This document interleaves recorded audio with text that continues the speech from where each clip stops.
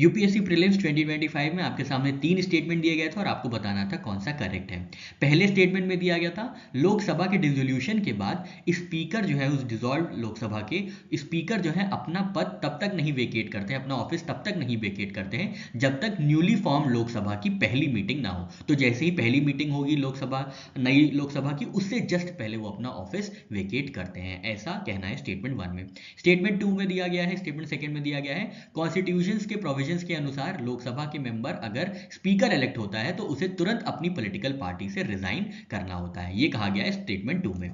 और statement third में दिया गया है लोकसभा के जो स्पीकर हैं वो अपने ऑफिस से तब तक नहीं हटाए जा सकते जब तक लोकसभा एक रेजोल्यूशन पास ना करे जिसमें हाउस के देन मेंबर्स मेजॉरिटी से पास हुआ हो। लेकिन ऐसा रेजोल्यूशन तभी मूव हो सकता है जब कम से कम 14 दिन का पहले नोटिस दिया जा सके। तो ये कहना था स्टेटमेंट थर्ड में। स्टेटमेंट 1 देखा हमने, स्टेटमेंट सेकंड देखा हमने और स्टेटमेंट थर्ड देखा हमने। अब इसका सही आंसर क्या है? इसका सही आंसर है ऑप्शन सी 1 एंड 3 ओनली। मतलब फर्स्ट स्टेटमेंट बिल्कुल सही है और थर्ड स्टेटमेंट बिल्कुल सही है, सेकंड स्टेटमेंट जो है वो रॉन्ग है।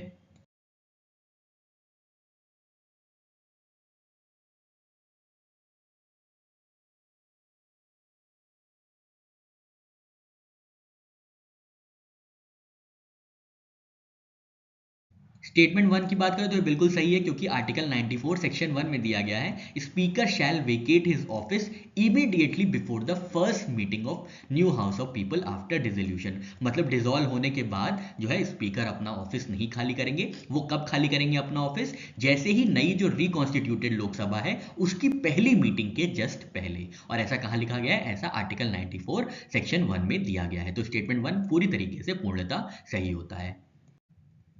स्टेटमेंट 2 की बात करें तो स्टेटमेंट 2 बिल्कुल गलत है क्योंकि कॉन्स्टिट्यूशन में कहीं भी ये मैंडेटरी नहीं किया गया है कि स्पीकर बनने के बाद पॉलिटिकल पार्टी से रिजाइन ही करना पड़ेगा। 10th शेड्यूल में बताया गया है स्पीकर या डिप्यूटी स्पीकर जो है वो डिस्क्वालीफाई नहीं होंगे पार्टी से अगर वो वॉलेंटरली अपनी पार्टी मेंबरशिप गिव अप कर देते हैं after getting elected to the post of speaker. ठीक है, तो यहाँ पे दो बातें हैं, कॉन्स्टिट्यूशन में कहीं भी नहीं लिखा है कि जो स्पीकर है स्पीकर बनने के बाद पॉलिटिकल पार्टी से रिजाइन करना पड़ेगा, और 10th शेड्यूल में उनको बचाया भी गया स्पीकर और डिप्यूटी स्पीकर को डिस्क्वालिफिकेशन से अगर वो वॉलेंटरली अपनी पार्टी मेंबरशिप गिव अप कर देते हैं after getting elected to the post of speaker. ठीक है, by convention speaker resigns from their political party to ensure impartiality but this is not a constitutional requirement. ठीक है, तो ये कन्वेंशन है, रिक्वायरमेंट नहीं है। तो कोई भी जो भी स्पीकर है उनको अपनी पॉलिटिकल पार्टी से रिजाइन करने की जरूरत नहीं है। स्टेटमेंट थर्ड की बात करें तो ये बिल्कुल सही है क्योंकि आर्टिकल 94 सेक्शन सी में बताया गया है स्पीकर को इफेक्टिव मेजॉरिटी से ही रिमूव किया जा सकता है और इफेक्टिव मेजॉरिटी के लिए जो रेजोल्यूशन पास होगा